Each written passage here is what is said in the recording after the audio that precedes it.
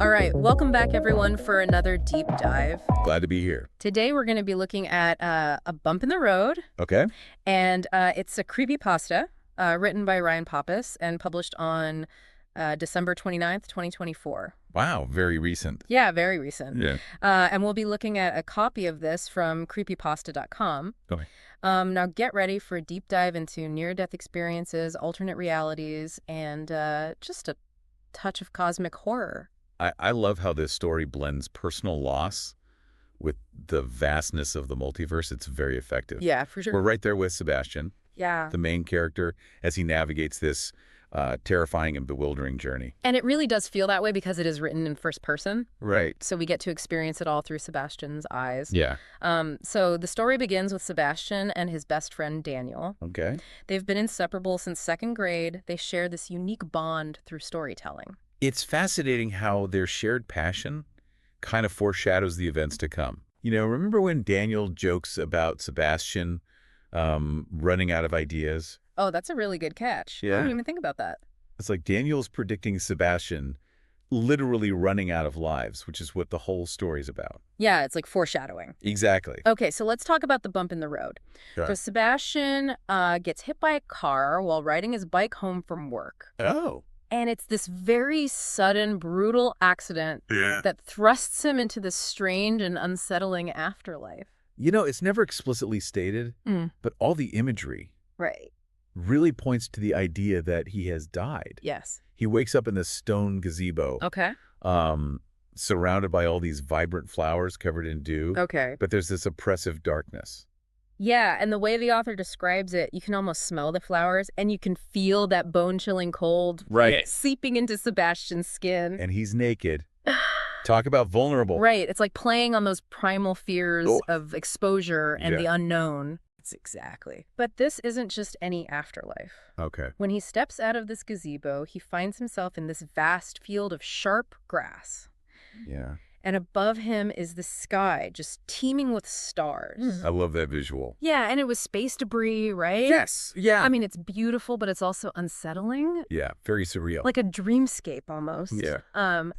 But things really take a dark turn when he encounters this massive tree Hmm? at the edge of the field. Okay. Now, this is no ordinary tree. Right. It's described as this grotesque entity made of rotting flesh, and it's covered in these cherry blossoms.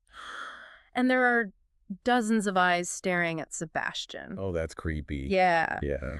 It calls itself the Gate, the Key, and the Guardian, all rolled into one terrifying being. Oh, wow. It kind of reminded me of Yggdrasil from Norse mythology. Oh, yeah. Have you heard of that? Yeah, Yggdrasil is this giant tree connecting all 9 realms Right. in Norse cosmology, and it acts as a central axis Mm-hmm. for the entire universe. And it's interesting because the street creature talks about connecting everything, the past, present, future, Yeah. almost like it's serving a similar purpose, holding reality together. It is a fascinating yet disturbing parallel. Yeah. You know, instead of a symbol of life and interconnectedness, this tree is a source of fear and dread. Right. And it's very active in this. It's not just a passive thing. Exactly. It forces Sebastian to relive his death Oh, wow. by burrowing these tendrils into his head and spine. That's a brutal introduction to the afterlife. I would say so. Yeah, not exactly the peaceful transition that I think many people envision. Right.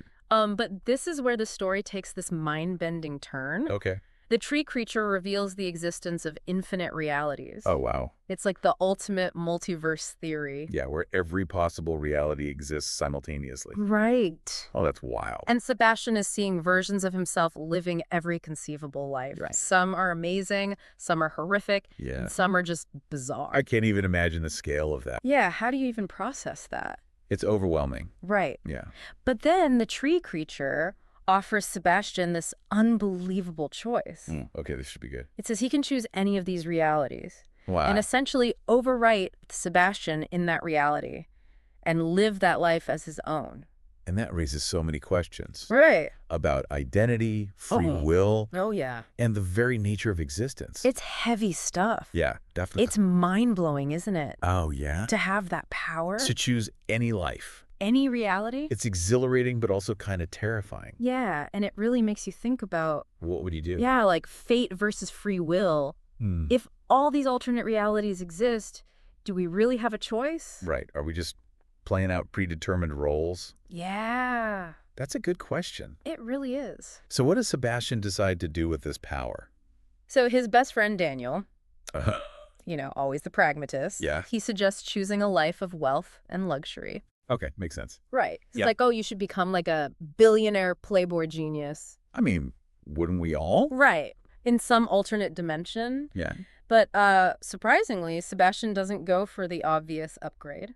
What, really? Yeah. Got He it. chooses a life remarkably similar to his old one. Interesting. Yeah. Hmm. Like a simple life, a life centered around familiarity.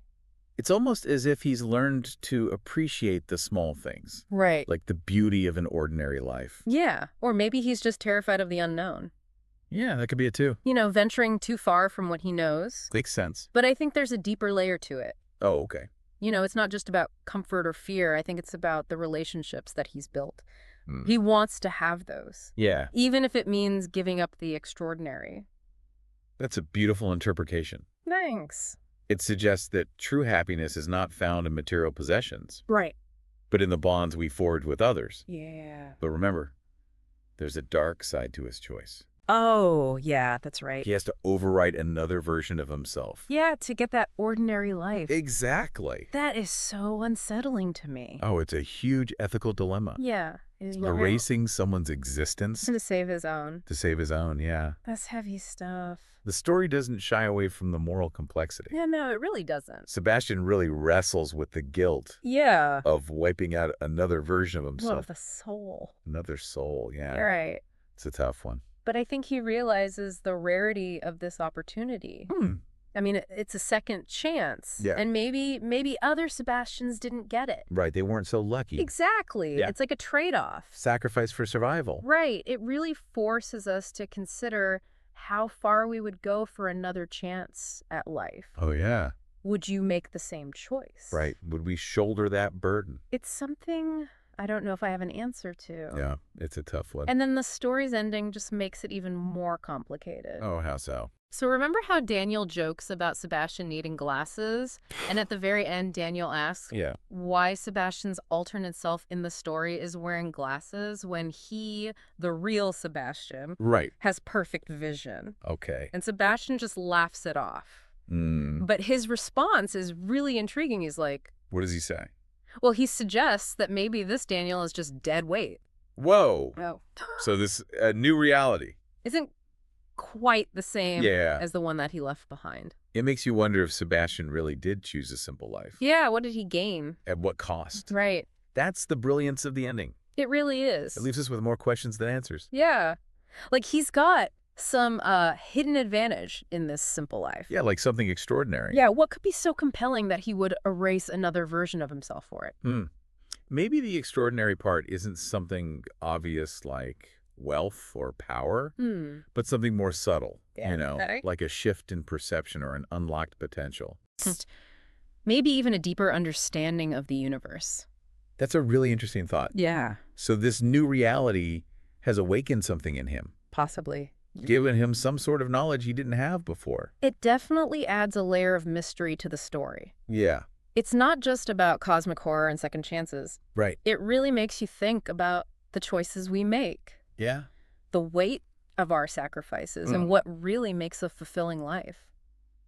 This story really does take you on a ride. It does. From near death to the multiverse to like the moral dilemma of wiping out another life. It's all about how storytelling can explore these big questions. Yeah. I mean, a bump in the road isn't just a scary story. Right. It makes you think about life and death and the possibilities beyond what we can understand. It really sticks with you. It does. I mean, it leaves you thinking about your own choices, your values. Yeah. What would you sacrifice for a second chance? Would I make the same choice as Sebastian? Right. I don't know. It makes you examine what matters most to you. Yeah. What really defines a good life? A bump in the road reminds us that the universe is vast and mysterious. Yeah. And we might never fully grasp what's out there. Right. But it encourages us to stay curious, Hmm. to question what we think we know, Yeah. and to consider all the possibilities. And sometimes the most That's extraordinary things are hidden in the ordinary. exactly. So keep your eyes open, stay curious, and be ready for anything. Well said. This has been a really fascinating look at this story. It has. A bump in the road. Yeah. We've uncovered so much, So many layers. talked about some really complex ideas, and really just dove deep into what it means to exist. I think we can all agree that the universe is full of wonder and terror. Yeah. And maybe death isn't the end, but a door to something much bigger than we can imagine. Until next time, keep exploring, keep questioning, and keep diving deep.